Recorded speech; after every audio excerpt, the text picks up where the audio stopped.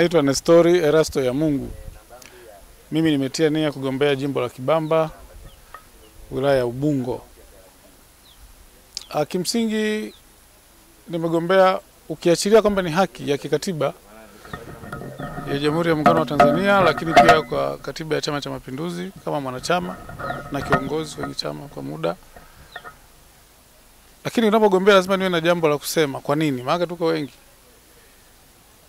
Mimi ninachoona ni kwamba kama Chama cha Mapinduzi ni chama ambacho tumeongoza nchi muda mrefu na kuna vitu vingi tumefanya kama chama tunaposimamia serikali, lakini nafikiri kwenye jimbo letu ukija kabisa kwa muktadha wa jimbo letu tumekuwa kidogo tuna changamoto. Changamoto yenyewe inaweza kuwa ni ya kihistoria, namna jimbo lilivyoanza.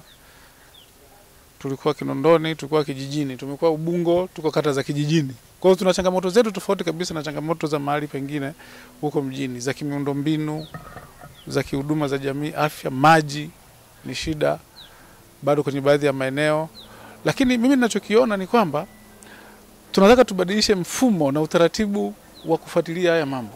Kwa sababu si maendeleo yote tutayategemea kutoka serikalini. Lazima tuwe na mikakati ya kijamii kwenye maeneo yetu tunayoishi na sisi kuwa sehemu ya chachu ya kutatua hizo changamoto kwanza sisi wakati tukisubiri serikali ifanye. Kwa hiyo mimi nakusudia kuja kufanya uongozi shirikishi jamii ambao lazima mwakilishi nikifanikiwa, Mungu akiniwezesha kufanikiwa nafasi hii, nitakuwepo na watu kule. Wale watu wanahitaji chachu ili waweze kufanya mambo.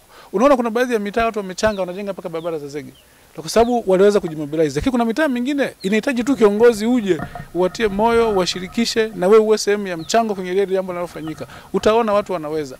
Makazi yetu mengi hayajapangwa ni kweli, lakini watu wanaokaa kule si makazi yasiyopangwa kama nchi nyingine. Makazi yasiyopangwa nchi nyingine wanakaa maskini. Sisi tuna makazi yasiyopangwa ambao kuna watu wana uwezo mkubwa wa kiuchumi, wana magorofa. Ukiona hali ya maisha unaweza kushangaa. Kuna nyumba hazipo hata kwa Masaki, wapi zipo huku tunapoishi sisi. Ukienda Goba, Kibamba, Ikwembe yenyewe hapa tulipo. Kwa hiyo tunahitaji hao watu tuweze kuwaunganisha ili tuweze kuwa sisi ni chachu ya kuanza wakati tunasubiri serikali ifanye kwenye vitu vikubwa sana, lakini vile vidogo sisi tukianza kama nguvu ya wananchi tunaweza kufanya maendeleo kwa spidi kubwa kwenye jimbo. Lakini la pili, kuitumia ofisi ya mbunge kama chachu ya kuwaza kuhusu maendeleo. Ofisi ya mbunge lazima itumike kama kitovu cha kutafakari kuhusu maendeleo ya jimbo.